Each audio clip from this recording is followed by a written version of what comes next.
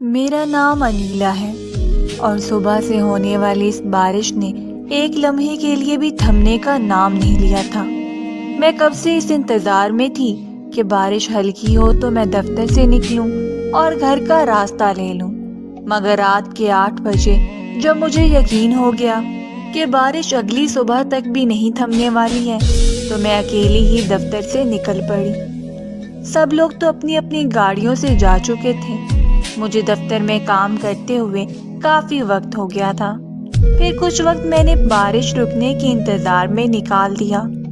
8 بجے کے قریب جب اندھیرا پوری طرح پھیل گیا اور بار بار گھر سے فون آنے لگا تو مجھے بھی پریشانی ہونے لگی اور کوئی راستہ نہ بچا۔ میں نے اپنی ماں سے کہہ دیا کہ بس میں کچھ ہی دیر میں دفتر سے نکل رہی ہوں، آپ پریشان نہ ہوں، میری فون کی بھی چارجنگ نہیں ہے۔ ماں پریشانی کے عالم میں پوچھ رہی تھی کہ اتنی بارش میں کیسے آؤ گی؟ میں کہنے لگی، اماں کوئی نہ کوئی گاڑی مل ہی جائے گی، رکشہ یا ٹیکسی، جو بھی ملا بس میں سیدھی گھر آ جاؤں گی۔ میں نے یہ کہہ کر فون بند کر دیا، فائل سر پر رکھ کر نکل پڑی، جیسے وہ کوئی فائل نہ ہو بلکہ کوئی چھتری ہو۔ کچھ ہی دیر میں آڑی تھرچی بارش نے میرے پورے وجود کو مکمل طور پر بھگو دیا۔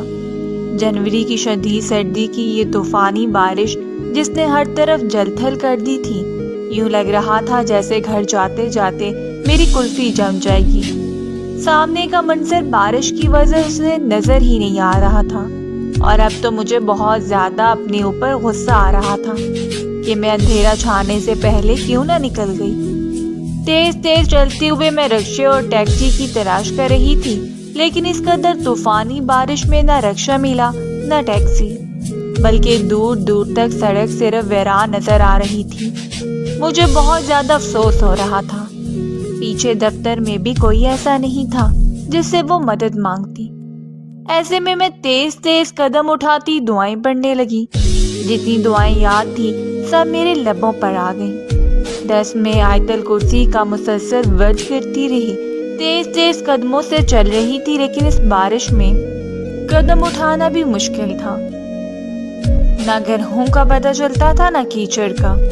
اتنے میں اچانک ہی ایک گاڑی آ کر میرے انتہائی قریب رک گئی۔ میری سانس تھم سی گئی۔ یہ تو میں نے سوچا ہی نہیں تھا کہ اگر اس طوفانی بارش میں کچھ ایسا ویسا ہو گیا تو، لیکن اب جب وہ گاڑی بالکل میرے قریب آ کر رک گئی تو میرا سانس بھی رک گیا۔ گاڑی کا دروازہ کھلا، ڈرائیونگ سیٹ پر بیٹھا شخص مجھے نظر آنے لگا۔ اس کے چہرے پر نظر پڑتے ہی میں نے گہرا سانس لیا۔ وہ کوئی اور نہیں بلکہ میرے مالک رحمان احمد تھے۔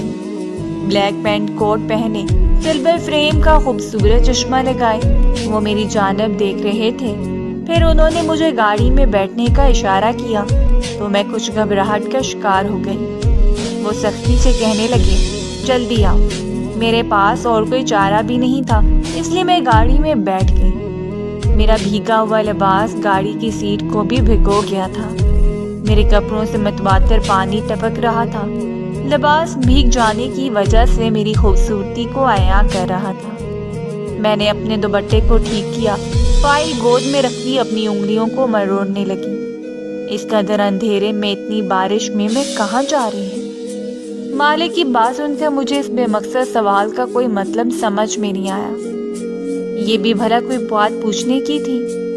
مالک نے مجھے سر سے پاؤں تک دیکھا۔ دل میں انجانے سے جذبات پیدا ہوئے، مگر اپنے جذبات پر قابو پاتے ہوئے بول پڑا، اچھا مجھے تو لگا تھا کہ خودکشی کرنے کا ارادہ ہے آپ نے۔ آپ کی بار میں کچھ جھنجھلا گئی۔ اتنی شدید بارش، اتنا اندھیرا، آپ کو کچھ اندازہ بھی ہے کہ کیا کچھ ہو سکتا تھا آپ کے ساتھ؟ مالک نے گاڑی ڈرائیو کرتے ہوئے مجھے سخت لہجے میں ڈانٹا۔ معذرت چاہتی ہوں، اصل میں وقت کا اندازہ نہیں ہوا۔ میں کام میں اتنی مگن تھی کہ وقت کا پتہ نہ چلا۔ جب کام سے فارغ ہوئی تو احساس ہوا کہ بارش تو ہلکی ہوئی ہی نہیں ہے، سب لوگ جا چکے ہیں۔ میں بہت پریشان تھی، یہ سوچ کر دفتر سے نکل گئی کہ شاید کوئی رکشہ یا گاڑی مل جائے۔ میں نے نظر چرا لی اور نیچے میٹ پر گرتے اپنے بالوں کے پانی کو دیکھنے لگی۔ ٹھیک ہے، میں کوشش کرتا ہوں کہ آپ کو آپ کے گھر چھوڑ دوں۔ ایڈریس بتائیں۔ میں نے جھٹ اپنا ایڈریس بتا دیا، جسے سن کر مالک نے چونک کر مجھے دیکھا۔ مجھے لگتا ہے کہ واقعی آپ کا دماغ ٹھیک نہیں ہے۔ آپ جو ایڈریس بتا رہی ہیں وہ یہاں سے بہت دور ہے اور بہت ہی تنگ تاریک سا علاقہ ہے۔ اتنی شدید بارش میں تو وہاں کیچڑ پانی بھر چکا ہوگا۔ بہت مشکل ہے کہ ہم آسانی سے وہاں پہنچ سکیں۔ میرے خیال سے تو آج آپ کو دفتر آنا ہی نہیں چاہیے تھا۔ بارش کی پیشگوئی تو پہلے سے ہو چکی تھی۔ وہ غصے میں ایک نظر مجھ پہ ڈال کر دیکھنے لگے۔ میری آنکھوں میں آنسو بھر گئے تھے، چہرے پر خوف نمایاں تھا۔ مالک نے اپنے غصے پر قابو کیا، کہنے لگے، یہاں سے میرا بنگلہ قریب ہے، آج رات آپ وہیں گزار لیں۔ ساتھ ہی مجھے دیکھا۔ میں ایک لمحے کے لیے گھبرا گئی۔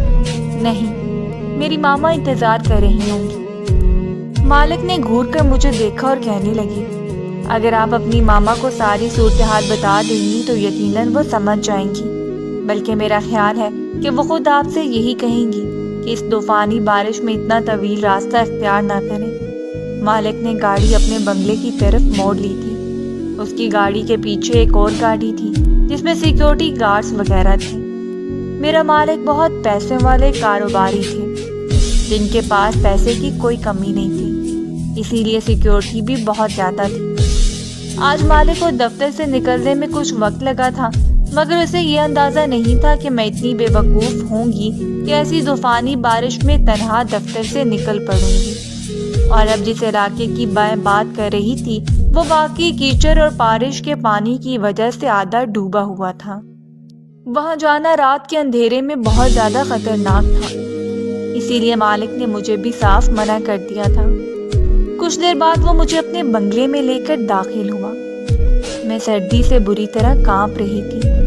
پانی سے بھیگے ہوئے لباس نے میرے وجود کو کانپنے پر مجبور کر دیا تھا۔ ہاتھ اور پاؤں پوری طرح نیلے پڑ گئے تھے۔ مالک کو میری حالت کا اچھے سے اندازہ تھا، اسی لیے گھر میں داخل ہوتے ہی اس نے ایک زوردار آواز نوکرانی کو لگائی۔ مالک کی آواز پر نوکرانی دوڑی چلی آئی۔ مالک، کیا حکم؟ یہ انیلا ہے، میرے دفتر میں کام کرتی ہے۔ ان کو زہرا کے کمرے میں لے جاؤ، کوئی لباس دو اور کھانے وغیرہ کا پوچھ لو۔ یہ آج کی رات زہرا کے کمرے میں رہیں گی، مالک نے نوکرانی کو کہا۔ نوکرانی کو دیکھ کر میری جان میں جان آئی تھی، ورنہ ابھی تک میں سارے راستے یہی سوچتی آئی تھی کہ میں اپنے باس کے ساتھ بنگلے میں کس طرح رہوں گی، کیونکہ مجھے اس بات کا اچھی طرح سے پتا تھا کہ میرے مالک اکیلے رہتے ہیں، ان کے ماں باپ کا انتقال ہو چکا ہے۔ نوکرانی میرا ہاتھ پکڑ کر مجھے کمرے میں لے گئی۔ بی بی جی، یہ زہرا بی بی کا کمرہ ہے، وہ آپ کی جیسی ہیں، ان کا ہر لباس آپ کو آ جائے گا۔ یہ کہہ کر اس نے خود ہی الماری کھول کر کافی سارے لباس نکال دیے۔ ان میں سے جو بھی آپ کو پسند ہو پہن لیجیے۔ میں نے جلدی سے ایک فراق اٹھایا اور واش روم میں جا کر اسے تبدیل کر لیا۔ ایک بڑی سی شال کو اپنے اوپر لپیٹ کر میں کمرے میں چلتے ہی ہیٹر کے قریب بیٹھ کر ہاتھ سینکنے لگی۔ میری نظر بستر پر پڑے مالک کے کوٹ پر تھی۔ بے اختیار سے چہرے پر ایک مسکراہٹ ٹھہر گئی تھی جسے وہ انتہائی سنگ دل اور بے رحم سمجھتی تھی۔ مشکل کے اس وقت میں اسی مالک نے میری مدد کی تھی۔ نوکرانی کمرے سے کہیں باہر گئی ہوئی تھی۔ کچھ دیر بعد وہ واپس آئی اور کہنے لگی، بی بی جی، آپ کیا کھانا پسند کریں گی؟ حکم کریں، میں بس کچھ دیر میں تیار کروا دوں گی۔ میں مسکرا کر کہنے لگی، کسی بھی چیز کی ضرورت نہیں ہے، میں ٹھیک ہوں۔ ارے بی بی، تکلف نہ کریں، آپ ہماری مہمان ہیں اور مالک تو مہمانوں کا بہت خیال رکھتے ہیں۔ دیکھیں نا، زہرا بی بی کا کمرہ کیسے آپ کے لیے کھلوا دیا، ورنہ زہرا بی بی کا کمرہ کوئی بھی استعمال نہیں کر سکتا، وہ بہت غصے ہوتی ہیں۔ نوکرانی کی بات پر میں چونکی۔ زہرا بی بی کون ہے؟ اس نے بہت حیرانی سے سوال کیا۔ جہاں تک اسے معلوم تھا مالک اپنے ماں باپ کا اکلوتا بیٹا تھا اور اس کے آگے پیچھے کوئی نہیں تھا۔ زہرا بی بی صاحب کی چچا زاد بہن ہے۔ ویسے تو ان کا گھر بار گاؤں میں ہے، لیکن وہ پڑھائی کے لیے یہیں شہر میں رہتی ہے۔ ابھی چھٹیاں ہونے پر وہ گاؤں گئی ہیں، لیکن یہ کمرہ ان کا ہی ہے۔ کوئی اس کمرے میں آئے یا کسی چیز کو استعمال کرے یہ ان سے برداشت نہیں ہوتا، اور مالک بھی کسی کو اس کمرے میں آنے کی اجازت نہیں دیتے۔ وہ زہرا بی بی سے بہت محبت کرتے ہیں۔ آپ یقیناً بہت خاص ہوں گی جنہیں اس کمرے میں آنے کی اجازت مل گئی ہے۔ یہ کہہ کر نوکرانی مسکرائی، جبکہ میں ایک دم بری طرح چونکی۔ مالک کی زندگی میں کوئی لڑکی بھی ہے؟ یہ بات جانے کیوں مجھے اس پہر بہت بری لگی تھی۔ حالانکہ میرا مالک سے کوئی تعلق نہیں تھا، نہ کوئی دلی وابستگی تھی، بس دفتر کی حد تک ملاقات تھی، مگر زہرا کا نام آنے پر دل میں ایک آگ سی سلگ اٹھی تھی۔ مگر اپنے آپ پر قابو پاتے ہوئے میں کہنے لگی، ایسی کوئی بات نہیں، بس دفتر سے واپسی پر مجھے گاڑی نہیں ملی، بارش کی وجہ سے میں بھیگ رہی تھی تو مالک نے مجھ سے ہمدردی کر لی۔ میں نے شرمندگی سے صفائی دی۔ میری بات پر نوکرانی سر ہلانے لگی۔ پھر وہ خود ہی میرے لیے بہت کچھ کھانے کو لے آئی۔ تھوڑا بہت ہی میں نے کچھ کھایا تھا، مجھے تو بس صبح کا انتظار تھا۔ اپنی ماں کو فون کر کے میں بتا چکی تھی کہ میں صبح لوٹوں گی۔ میری ماں کو بھی تسلی ہو گئی تھی۔ رات کے 2 بجے کے قریب مجھے بے چینی سی ہونے لگی۔ انجان جگہ، نیا کمرہ، نیند تو نہیں آنی تھی۔ نرم بستر پر کبھی دائیں کبھی بائیں کروٹ بدل رہی تھی۔ بیڈ پر ڈبل میٹرس بچھا ہوا تھا جس پر میں پہلی بار لیٹی تھی۔ کچھ دیر تک میں ایسے ہی بیٹھی رہی، پھر میں نے کمرے سے باہر نکل آئی۔ چاروں طرف سناٹا تھا۔ اتنا بڑا بنگلہ میں نے آج سے پہلے کبھی نہیں دیکھا تھا۔ میں یوں ہی دھیرے دھیرے قدم اٹھاتی پہلے نیچے کے حصے میں گھومتی رہی، پھر سیڑھیاں چڑھ کر اوپر والے حصے میں پہنچ گئی۔ ایک کمرے کے دروازے پر پہنچ کر میرے قدم رک گئے، کیونکہ وہی کمرہ تھا جس کے اندر روشنی جل رہی تھی اور پیانو بجنے کی آواز آ رہی تھی۔ کوئی بہت مٹھاس کا دھن بجا رہا تھا۔ میں وہی جم کر کھڑی ہو گئی۔ پھر پیانو کی آواز بند ہوئی تو میں نے پلٹنے کا ارادہ کیا، لیکن اتنے میں اس کمرے کا دروازہ کھل گیا اور میری نظر سامنے کھڑے شخص پر ٹھہر سی گئی۔ سفید شلوار قمیض میں وہ بالکل مختلف لگ رہا تھا، دل کے تاروں کو چھڑکتا ہوا کوئی خوبصورت شہزادہ جو کسی بھی لڑکی کے خوابوں کا شہزادہ ہوتا ہے۔ میں جیسے پلک جھپکنا ہی بھول گئی۔ دوسری طرف برابر کی آگ تو مالک کے دل میں بھی جل اٹھی تھی۔ وہ غور سے مجھے دیکھ رہا تھا۔ کچھ لمحے خاموشی سے گزر گئے۔ ان اٹھے ہوئے آنکھوں میں ہم دونوں نے ایک انجان سفر طے کر لیا تھا۔ پھر کچھ دیر بعد مالک نے مجھ سے پوچھا، سب خیریت تو ہے؟ آپ آرام نہیں کریں کیا؟ کوئی تکلیف ہے؟ میں نے نوکرانی سے بھی کہا تھا کہ آپ کا خاص خیال رکھیں۔ نہیں، ایسی کوئی بات نہیں، میں تو بس پیانو کی آواز پر یہاں چلی آئی تھی۔ آپ بہت اچھا پیانو بجاتے ہیں۔ بے اختیار ہی میں نے تعریف کی۔ میری ماں بہت اچھی پیانو بجاتی تھی، میں نے بھی انہی سے سیکھا ہے۔ جب کبھی ان کی یاد آتی ہے تو اس کمرے میں آ جاتا ہوں۔ یہ دراصل میری ماں جی کا کمرہ ہے۔ مالک نے آہستہ سے اپنی ماں جی کا ذکر کیا۔ ایک پل میں ہی مجھے محسوس ہو گیا تھا کہ وہ اپنی ماں کو یاد کر کے اداس ہو گئی۔ اس سے پہلے کہ مزید کچھ بات ہوتی، اچانک ہی دروازے کھڑکیاں زور زور سے بجنے لگی۔ ہوا کے تیز تھپیڑے پردوں کو پوری طرح اڑا چکے تھے۔ خوف کے مارے میری حالت بری ہو گئی تھی۔ میں نے تیزی سے آگے بڑھ کر مالک کے بازو تھام لیا۔ بجلی زور سے کڑک رہی تھی، لگتا ہے آج ہی ساری بارش ہو جائے گی۔ میری حالت دیکھ کر مالک کے چہرے پر مسکراہٹ آ گئی۔ مالک نے آہستہ آہستہ میرا ہاتھ پکڑا اور کہنے لگا، پریشان نہ ہو، صبح تک سب کچھ ٹھیک ہو جائے گا۔ مجھ میں ہمت نہیں تھی کہ مالک کا ہاتھ چھڑواتی یا واپس اپنے کمرے میں جاتی۔ میں پریشانی کے عالم میں یہاں وہاں دیکھنے لگی۔ مالک مجھے خود ہاتھ سے پکڑ کر اپنی ماں کے کمرے میں لے گیا، جہاں ایک طرف پیانو تھا اور دوسری طرف بیڈ کے سامنے کی دیوار پر ایک مرد اور عورت کے ساتھ ایک بچے کی تصویر تھی۔ مجھے سمجھنے میں وقت نہ لگا کہ یہ مالک کے والدین تھے۔ مالک نے مجھے بیڈ پر بٹھایا، اپنا ہاتھ چھڑواتے ہوئے کہنے لگا، آپ کے ناخنوں نے بڑے گہرے زخم کر دیے ہیں۔ مالک کی بات پر میں نے چونک کر دیکھا تو مالک کی کلائی پر واقعی میرے ناخنوں سے نشان پڑ گئے تھے۔ میں شرمندگی سے معذرت کرنے لگی، مالک نے مسکرا کر میری معذرت کو قبول کیا۔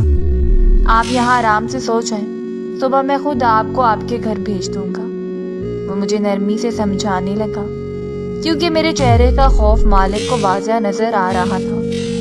میں نے انکار میں سر ہلایا اور جلدی سے کھڑی ہو گئی۔ مجھے ڈر لگ رہا ہے، میں اکیلی نہیں رہ سکتی۔ مالک نے گہری سانس بھری اور کہنے لگا، نوکرانی بھی سرونٹ کوارٹر میں واپس جا چکی ہے اور کوارٹر سے یہاں تک کا پیدل راستہ 5 منٹ سے زیادہ کا ہے۔ بارش بہت زیادہ بڑھ گئی ہے، اس لیے اس وقت میں انہیں واپس نہیں بلا سکتا۔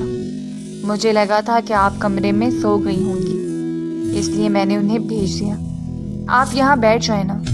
میں نے مجبوری میں مالک کو ہی کمرے میں رکنے کی اجازت دے دی۔ وہ حیرت سے میرا چہرہ دیکھنے لگا، پھر کرسی پر بیٹھ گیا۔ ٹھیک ہے، میں یہیں بیٹھتا ہوں، آپ آرام کریں۔ مالک نے کرسی پر بیٹھتے اپنی آنکھیں بند کر لی تھیں تاکہ میں سکون سے بستر پر لیٹ جاؤں، لیکن میں اس قدر بے چین اور پریشان تھی کہ بس ایک کونے سے بیڈ پر ٹیک لگا کر بیٹھ گئی۔ میری نظریں مالک کے چہرے پر جمی تھی۔ اس کی چوڑی پیشانی اور اونچا ناک اسے خوبصورت ہونے کے ساتھ ساتھ مغرور بھی بنا رہے تھے۔ 2 گھنٹے ایسے ہی گزر۔ مالک کو شاید نیند آ گئی تھی کہ اچانک یہ بادل اتنی زور سے گرجے کہ میری چیخ نکل گئی۔ میں دوڑ کر مالک کے پاس پہنچ گئی۔ میرا بس چلتا تو ایک بار پھر سے مالک کے ہاتھوں کو مضبوطی سے پکڑ لیتی، لیکن اس بار میں نے ایسا کچھ نہیں کیا۔ البتہ میری چیخ پر مالک نے آنکھیں کھول کر مجھے دیکھا تھا۔ میں بری طرح کپکپا رہی تھی۔ مالک نے آہستہ آہستہ اٹھ کر اپنی شال اتار کر میرے کندھے پر ڈال دی اور مجھے دوبارہ بیڈ تک لے آئے۔ کیوں اس قدر خوف زدہ ہوں؟ بجلی کڑک رہی ہے، بارش ہو رہی ہے، یہ سب نارمل سی باتیں ہیں، اس پر اتنا خوف زدہ کیوں ہوں؟ وہ میرے اتنے قریب تھے کہ میں اس کی سانسوں کی گرمی کو بہت قریب سے محسوس کر پا رہی تھی۔ پھر میں نے اسے آہستہ سے بتا دیا کہ میں اس قدر خوف زدہ کیوں تھی۔ اس شہر میں آنے سے پہلے جب میں چھوٹی تھی تب ہم لوگ ایک گاؤں میں رہائش پذیر تھے، اور اس گاؤں میں بجلی گرنے کی وجہ سے میرے خاندان کے بہت سے لوگ اس دنیا سے چلے گئے تھے۔ یہی وجہ تھی کہ مجھے بجلی کے کڑکنے کی آواز سے بہت خوف آتا تھا۔ بچپن کی خوفناک یادیں مجھے اپنے حصار میں گھیری ہوئی تھی، اور آج بھی میں اسی حصار میں تھی۔ یہ سن کر مجھے بہت افسوس ہوا۔ مجھے آہستہ آہستہ بستر پر لٹایا اور خود میرے سرہانے بیٹھی۔ اس پل مجھے مالک کی قربت بالکل بری نہیں لگ رہی تھی، بلکہ مالک کی موجودگی میں مجھے تھوڑا سا حوصلہ ملا تھا۔ میں اس قدر تھکی ہوئی تھی کہ میری آنکھیں بند ہو گئی تھیں۔ اس کے بعد مجھے بہت گہری نیند آئی۔ صبح آنکھ کھلی تو مالک کا ڈرائیور مجھے گھر چھوڑ آیا۔ نوکرانیں اصرار کرنے لگی کہ آپ ناشتہ کر کے جائیں، مگر مجھے تو اپنی ماں کی فکر ہو رہی تھی۔ سڑکیں پانی میں ڈوب چکی تھیں، ہر طرف پانی تھا۔ مجھے دیکھتے میری ماں گلے سے لگ گئی۔ بہت فکر ہو رہی تھی مجھے تمہاری۔ خدا کا شکر ہے کہ تمہارے مالک نے تمہاری اتنی مدد کر دی، ورنہ نہ جانے کیا ہوتا۔ میں اپنی ماں کے گلے سے لگ کر مالک کے بارے میں ہی سوچ رہی تھی۔ مجھے آج بھی وہ دن یاد تھا جب میں پہلی بار دفتر گئی تھی۔ ہر کسی نے یہی بتایا تھا کہ مالک بہت ہی خڑوس قسم کا آدمی ہے۔ 30 سال کا وہ شخص کسی کو خاطر میں نہیں لاتا اور کھڑے کھڑے بے عزت کر دیتا ہے۔ اس لیے میں شروع سے ہی اس سے بہت ڈری رہتی تھی، لیکن گزری رات نے میرے دیکھنے کا نظریہ بدل دیا تھا۔ مالک سخت اور خڑوس شخص نہیں تھا جو دفتر میں نظر آتا تھا، بلکہ وہ ایک نرم دل اور احساس کرنے والا انسان تھا، اور یہ بات میرے لیے بہت ہی خوشگوار تھی۔ مجھے مالک کے نام پر دل میں گدگدی کا احساس ہوا تھا، لیکن پھر نوکرانی کی آواز کانوں میں گونجنے لگی۔ مالک زہرا سے بہت محبت کرتے ہیں، اس کے کمرے میں کسی کو بھی جانے کی اجازت نہیں دیتے، اور یہ وہ بات تھی جو مجھے کچوکی لگا رہی تھی۔ میں نے زہرا کو دیکھا تو نہیں تھا، لیکن بے اختیار ہی میں زہرا کے بارے میں سوچ رہی تھی۔ نہ جانے وہ کون تھی جو مالک کے دل میں براجمان تھی۔ کپڑے بدل کر میں نے زہرا کے کپڑے اپنی ماں کے حوالے کیے۔ امی انہیں احتیاط سے دھونا، یہ مالک کی کزن کے کپڑے ہیں، واپس کرنے ہوں گے۔ میں کل دفتر جاؤں گی تو انہیں لے جاؤں گی۔ ماں نے احتیاط سے وہ جوڑا دھو کر ڈال دیا تھا جو اپنی قیمت خود بتا رہا تھا، جبکہ میں صوفے پر ٹیک لگائے رات کا منظر پھر سے یاد کرنے لگی۔ اگلے دن میں حسب معمول جب دفتر پہنچی تو میرے دل کی دنیا بدل چکی تھی۔ میری نظریں مالک کو تلاش کر رہی تھی۔ میرے ہاتھ میں وہ شاپر تھا جس میں زہرا کے کپڑے تھے۔ پھر کچھ دیر بعد مجھے خیال آیا کہ کیوں نہ میں مالک کے دفتر میں جا کر یہ کپڑے ان کے حوالے کر دوں۔ اسی خیال کے تحت میں سیکرٹری کو اطلاع کرتی مالک کے کمرے میں داخل ہوئی، لیکن مجھے حیرت کا شدید جھٹکا لگا کیونکہ مالک کمرے میں اکیلا نہیں تھا، بلکہ اس کے ساتھ ایک دبلی پتلی نازک سی خوبصورت لڑکی تھی۔ میں نے کپڑوں کا شاپر ٹیبل پر رکھتے ہوئے مالک کو بتایا کہ یہ زہرا کا سوٹ ہے جو وہ واپس کرنے آئی ہے۔ اس سے پہلے کہ مالک کچھ کہتا، اس نازک خوبصورت لڑکی نے شاپر اٹھا کر زمین پر مارا اور ہاتھ اٹھا کر مجھے سخت لہجے میں کہا، اس رات تو تم میرے کمرے میں داخل ہو گئی، لیکن اگر آئندہ قدم رکھا تو میں جان لے لوں گی۔ تمہیں یہ حق کس نے دیا کہ تم میرے کپڑے پہنو، اور اب اتنی ہمت کہ تم اپنی اترن مجھے واپس کرنے آ گئی؟ اٹھاؤ یہ جوڑا اور یہاں سے دفع ہو جاؤ۔ تمہیں کیا لگتا ہے میں زہرا احمد تمہاری اترن پہنے گی؟ زہرا غرور کی دیوی بنی ہوئی تھی۔ میرے چہرے پر ایک رنگ آ کر گزر گیا۔ میں نے رشید مالک کو دیکھا، وہ آہستہ سے کہنے لگا، آپ اپنے کمرے میں جائیں، میں کچھ دیر بعد آپ کو بلاتا۔ میں ایک دم ہی حیران ہوئی تھی۔ میں اپنے آنسوؤں پر قابو پاتے ہوئے ٹیبل سے سر ٹکا لیا۔ مجھے اپنی حالت پل بھر میں یاد آ گئی۔ دل میں رات بھر جو جذبات پنپتے رہے وہ اپنی موت آپ مر گئے تھے۔ کہاں وہ اور کہاں مالک جیسا امیر اور خوبصورت۔ سارے دفتر میں سرگوشیاں ہو رہی تھیں اور میرے لیے نظر اٹھانا مشکل ہو گیا تھا۔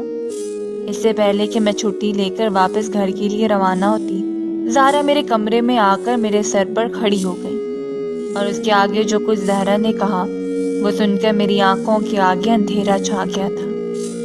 زہرا مجھ سے سخت لہجے میں پوچھ رہی تھی کہ اس رات میں نے کس طرح مالک کو اپنے جال میں پھنسا لیا، اور وہ اپنے مالک کو پھنسانے کے لیے کس حد تک نیچے گری ہے۔ یہ سن کر مجھے لگا کہ میرے سر پر چھت آ گئی ہو، کاندھوں پر کسی نے بھاری بوجھ ڈال دیا ہو۔ میں نے ایک نظر سارے دفتر پر ڈالی، سب میری طرف دیکھ رہے تھے۔ میرے دامن پر جو داغ لگنے والا تھا وہ انتہائی سیاہ تھا۔ مالک کو پھنسانے والی ایک مڈل کلاس لالچی اور بدکردار لڑکی، یہ الزام سن کر میں نے نوکری چھوڑ دی۔ مگر اگلے دن ہی مالک گھر آیا اور میری ماں سے بات کی اور میرا رشتہ اپنے لیے مانگ لیا۔ مجھے لگا مالک زہرا سے محبت کرتا تھا، مگر مالک نے مجھے بتایا کہ وہ زہرا کو اپنی چھوٹی بہن کی طرح سمجھتا ہے، اس لیے میں اس شادی کے لیے ہاں کہتی، جبکہ زہرا روٹھ کر اپنے گھر چلی گئی۔ اب میں بے فکر تھی کیونکہ مجھے پتہ چل چکا تھا کہ میرے مالک کے دل میں ہی میں ہی بستی تھی، اور یہی وجہ تھی کہ آج میں عزت سے مالک کی بیوی بن کر جی رہی تھی۔